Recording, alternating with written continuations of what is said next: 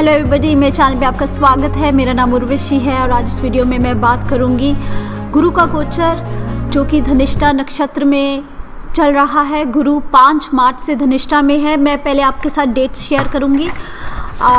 5 मार्च से 21 मई तक गुरु धनिष्ठा में है।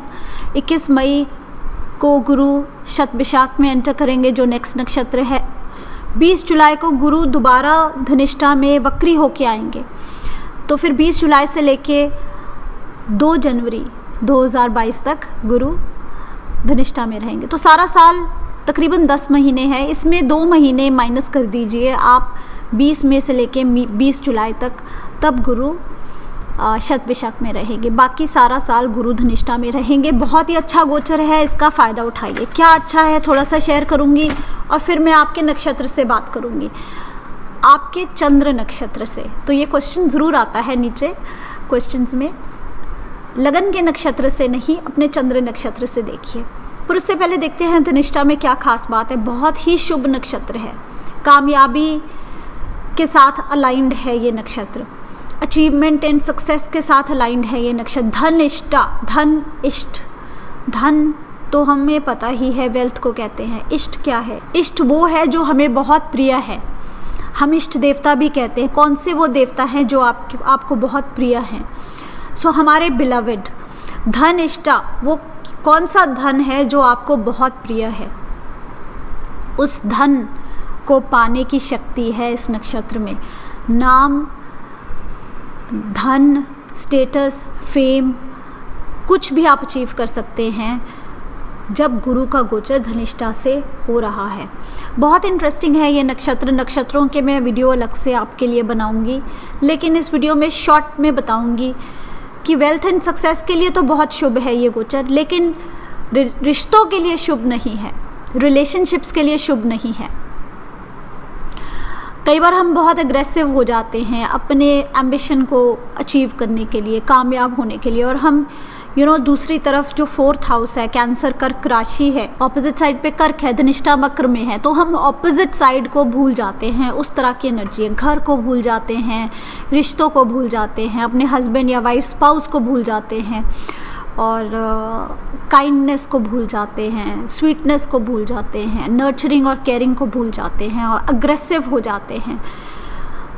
लड़ झगड़ना, अग्रेसिव होना, आगे बढ़ के सिर्फ अपने एम्बिशन के बारे सोचना, सिर्फ अपने सपनों के बारे सोचना, उस तरह की एनर्जी है इस नक्षत्र में। तो कामयाबी के लिए तो बहुत अच्छा है, लेकिन कहीं रिश्ते पीछे ना छूट जाएं, कहीं रिश्ते खराब ना हो जाएं। अगर आपके पहले ही पर्सनल लाइफ में एक प्रॉब्लम चल रही है, रिश्तों में पहले ही कोई प्रॉब्लम चल रही है, तो अब बढ़ सकती है। अगर आप किसी नए रिश्ते में बंधना चाहते हैं, कोई रिलेशनशिप या बिजनेस पार्टनरशिप, तो उसमें भी प्रॉब्लम्स आ सकती हैं, डिलेज हो सकते हैं। तो ये चीज़ आपको ध्यान रखनी है, स्पेशली अगर गुरु की दशा चल रही है, महादशा गुरु की, अंतरदशा या प्रत्यंतर दशा।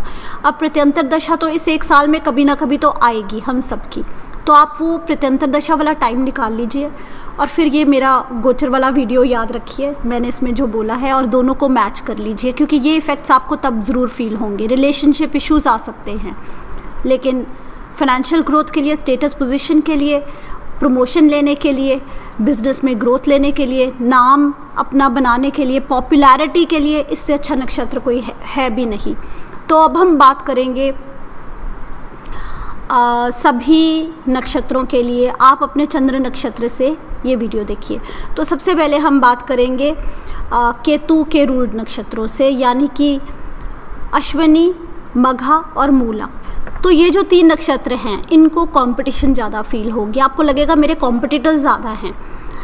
फॉर एग्ज़ाम्पल, अगर आपका कोई स्टोर है, आप कोई किराने की दुकान है आपकी, तो आपको लगेगा कि साथ वाला जो स्टोर है, साथ वाली दुकान है, उनका कारोबार ज़्यादा हो गया, उन्होंने अपनी दुकान को रेनोवेट कर लिया, उनका बिज़नेस ज़्यादा बढ़ गया, तो आपकी कंपटीशन बढ़ जाएगी।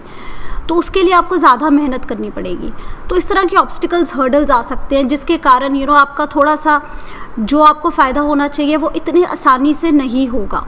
तो इस तरह की आपकी सिचुएशन आ सकती है। सबसे ज़्यादा ये इफ़ेक्ट मूला को फील होगा, पर तीनों को ही, अश्विनी मघा मूला तीनों को ध्यान रखना है। मूला के लिए ज़्यादा ये उनको इफ़ेक्ट फील होगा। Competition, obstacles, hurdles. दूसरी मैं बात करूँगी अब शुक्र वाले नक्षत्रों के लिए, भरणी, पूर्वाषाढ़ा एंड पूर्व फाल्गुनी। इनके लिए बहुत अच्छा समय है, कंफर्टेबल टाइम है। और अब पूर्वाषाढ़ा के लिए तो शनि की 7.5 चल रही है, तो 7.5 में हम इस समय आप थोड़े से धन को लेके परेशान होंगे। लेकिन ये गुरु का जो गोचर है ये आपको कुछ ना कुछ नई अपॉर्चुनिटी दिखाएगा, फाइनेंशियली आपको थोड़ा इजी करेगा। तो ये गोचर आपके लिए बहुत शुभ है। फाइनेंशियली कंफर्टेबल होंगे, जो एक स्ट्रेस चल रहा है 7.5 का उससे थोड़ा सा इजी ये सिचुएशन आने वाली है। तो आपके लिए अच्छा समय है फैमिली के साथ और फाइनेंशियली भी। सूर्य वाले नक्षत्र, सूर्य वाले 3 नक्षत्र हैं, कृत्तिका, उत्तर फाल्गुनी और उत्तराषाढ़ा। ये जो 3 नक्षत्र हैं इनको ध्यान रखना है।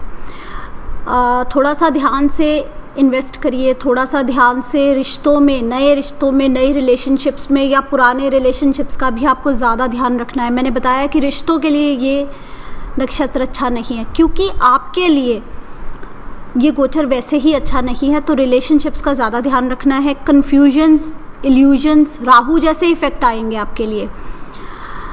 कोई इन्वेस्टमेंट करने जा रहे हैं ग्रोथ के लिए, तो वहाँ पे भी आपको ज़्यादा ध्यान रखना है। जल्दबाजी मत कीजिए, गलतियाँ हो सकती हैं, कन्फ्यूजन्स हो सकती हैं, स्पेशली रिलेशनशिप्स में, लेकिन इवन इन्वेस्टमेंट्स में भी आपको ध्यान रखना है। फिर मैं बात करूँगी चंद्रमा के नक्षत्र। चंद्रमा के जो 3 नक्षत्र हैं यानी कि रोहिणी, हस्ता और श्रवण, तो इनके लिए ये अच्छा समय है, ग्रोथ का समय है।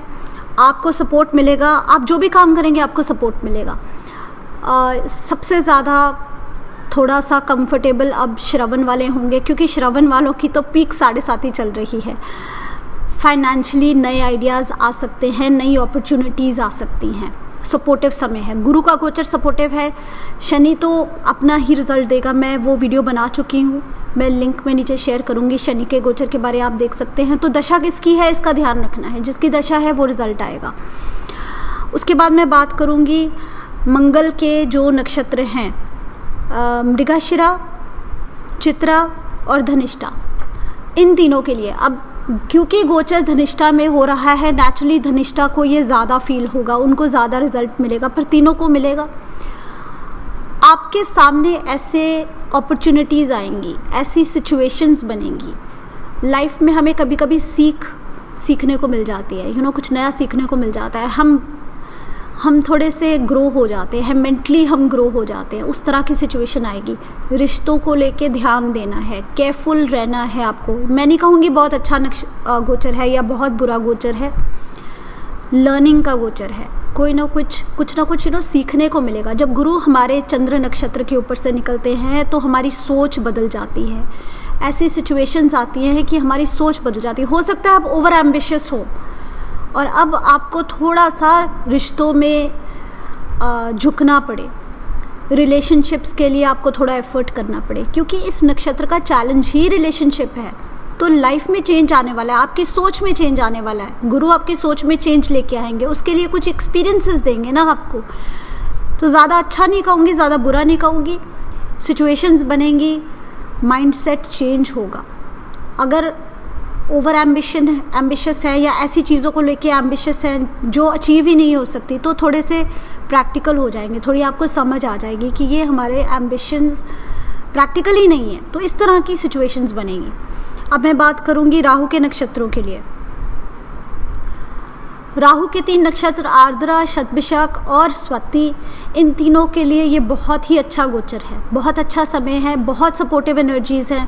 कुछ भी करिए आपको सपोर्ट मिलेगा, गुरु से सपोर्ट मिलेगा। अब आपके चार्ट में गुरु कैसे पॉजिटिव हैं, अगर दशा चल रही है तो बाकी सब चार्ट पे डिपेंड करता है, लेकिन गोचर बहुत सपोर्टिव है, हर तरह से आपको सपोर्ट मिलेगा इसका। सिर्फ आप ध्यान रखिए ओवर एम्बिशन का, रिलेशनशिप्स को साथ लेके चले। उसके बाद मैं बात करूंगी जुपिटर के नक्षत्र, यानी कि गुरु के अपने जो 3 नक्षत्र हैं, यानी कि पुनर्वासु, विशाखा और पूर्व भाद्रपद, तो इन तीनों नक्षत्रों के लिए भी ये सपोर्टिव टाइम है। अचीवमेंट एंड सक्सेस मिलेगा। एफर्ट कीजिए लेकिन रिश्तों को साथ रखिए, बहुत ही अच्छा समय है आपके लिए भी। उसके बाद शनि के जो 3 नक्षत्र हैं यानी कि पुष्य, अनुराधा एंड उत्तर भाद्रपद, आपको ज़्यादा ध्यान रखना है, आपके लिए इजी टाइम नहीं है। रिश्तों का ध्यान रखिए। Sudden ups and downs, specially Uttar Bhadrapad वालों को तो ज़्यादा फील होगा ये समय। कोई ना कोई ऐसी बातें निकल के आ सकते हैं जो आपको परेशान करें, तीनों को वैसे तो, पर क्योंकि उत्तर भाद्रपद का ये मनस नक्षत्र है तो आपकी मेंटालिटी, आपकी सोच वहाँ पे आपको थोड़ा हिट करेगा। कोई एम्बिशंस आप अचीव करने की कोशिश कर रहे हैं, कहीं आपने बहुत सारा समय लगाया लेकिन अब आपको रियलाइज़ हो रहा है वो हमारे लिए सही नहीं, कुछ ऐसी रिलेशनशिप्स पे आप समय लगा रहे हैं तो वो आपको अनएक्सपेक्टेड रिजल्ट्स मिलेंगे। जो चाहते थे वो शायद ना मिले, शायद हमारे रास्ते लाइफ में कई बार हम चेंज कर लेते हैं, लाइफ पाथ चेंज हो जाते हैं, उस तरह की सिचुएशन है ये। फिर मैं बात करूंगी बुध के नक्षत्रों के लिए। बुध के 3 नक्षत्र हैं, ज्येष्ठा, श्लेषा और रेवती। बहुत अच्छा समय है आपके लिए। सक्सेस, नेम, फेम, स्टेटस, लोगों को लेके चलिए अपने साथ और नेचर आपके लिए सक्सेस लेके आएगा। नेचर आपको फेम एंड स्टेटस और नेम दिलवाएगा। अगर गुरु वेल पॉजिटिव हैं आपके चार्ट में और अगर आपकी दशा है तो ये गोचर आपके लिए बहुत फेवरेबल है। आप जो अचीव करना चाहते हैं वो कर लेंगे, जितना नाम बनाने की कोशिश कर रहे हैं वो कर लेंगे। इस वीडियो में इतना ही। अगले वीडियो में मैं बात करूंगी गुरु का गोचर, अब गुरु वक्री होंगे उसके बारे, और तीसरा मैं मंथली हॉरोस्कोप अप्रैल के महीने की भी आपके साथ शेयर करूंगी। जल्दी ही मिलते हैं अगले वीडियो में। अभी के लिए बाय बाय।